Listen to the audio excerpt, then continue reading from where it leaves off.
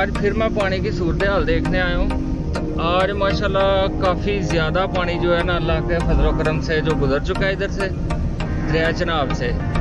अब काफ़ी ज़्यादा पानी कम हो गया, आप देख सकते हैं। मैंने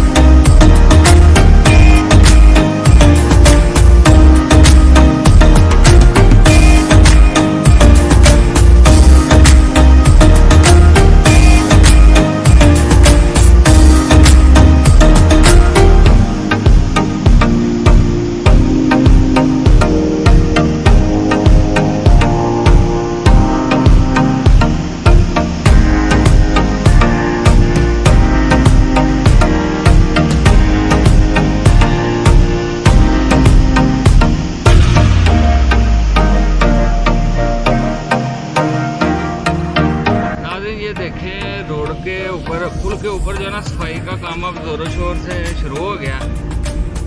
सारे पुल की जो है ना सफाई कर देनी है इन लोगों ने। पानी ने जितनी मट्टी ऊपर लेके आया ना, पानी उतनी गुजरे